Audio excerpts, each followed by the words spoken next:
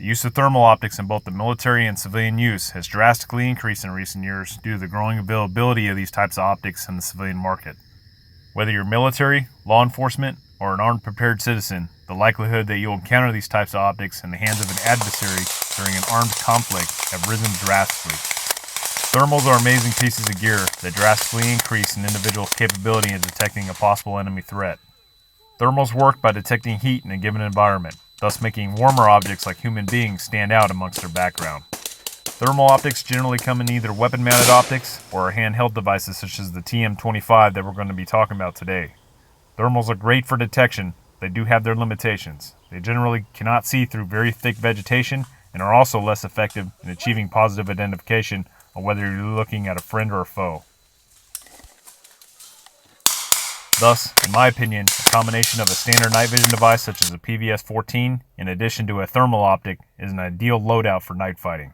With standard night vision being used for normal movement and identification, and a good thermal will excel at scanning areas for possible enemy threats before moving into them, sitting into the defense, and also manning LPOPs. A handheld thermal binocular such as this Taipan TM25-384 made by AGM is an excellent, compact, lightweight device that is a good complement for an individual warfighter. So let's take a look at this handheld thermal binocular. The optic is approximately 6.5 inches long and weighs 0.66 pounds. The optic has a 384 by 288 resolution, a 25mm objective lens, a 35 millikelvin heat sensor, and a 12 micron processor. It comes with a neoprene style case that will fit perfectly inside a USGI double magazine pouch. The optic comes with a USB-C cable, an AC power adapter, and charger. The cord plugs into a USB interface port at the bottom of the optic for charging the unit's internal rechargeable lithium battery, as well as exporting any pictures or video you took with the device to your PC. The front of the optic has a rubber cap that helps protect the lens from damage when not in use. Just behind the lens cover is an objective focus that will help you fine-tune the image. There is also in the back left of the binocular a small round diopter adjustment knob. The manual states that the optic has a recognition range of 550 yards and a detection range of 700 yards.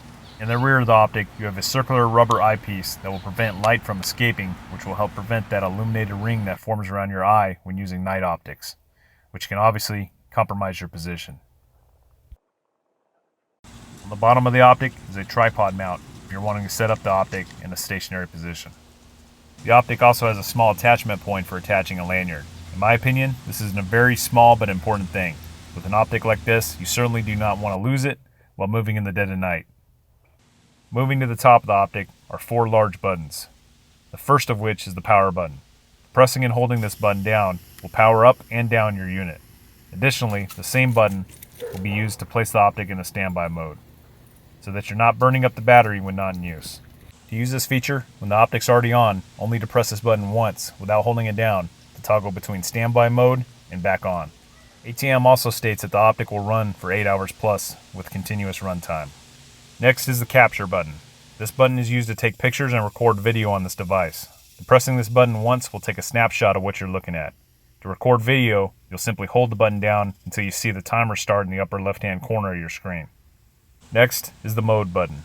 This button will allow you to switch between the different mode views, which will show you the highest temperature objects in different palette settings, which are white hot, black hot, fusion, and red hot.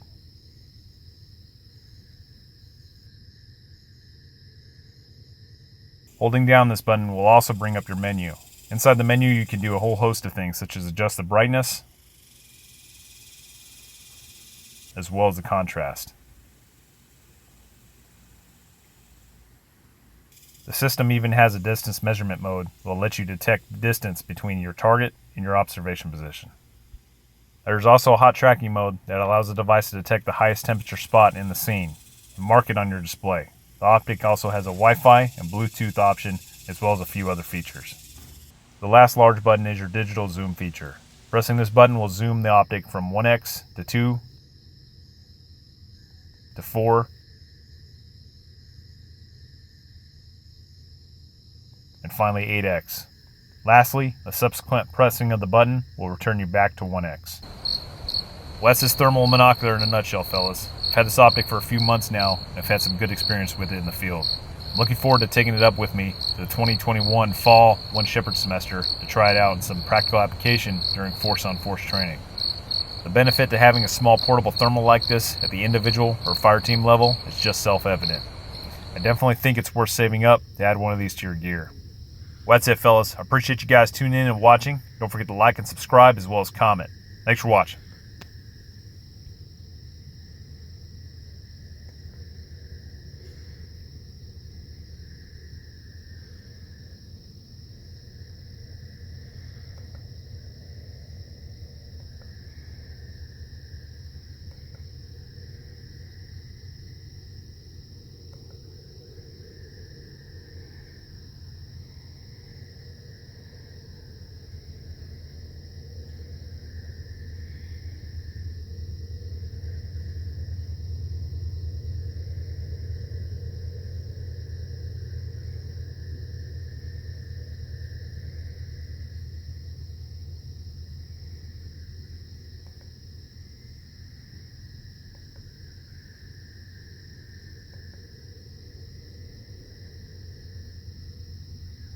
Yeah, it's like a trail cam.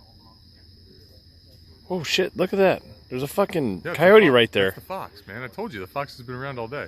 Oh shit. That's pretty fucking cool. Yeah. I'm looking for him. I can't see him. You could see him clear as day through that. Oh yeah, 100%.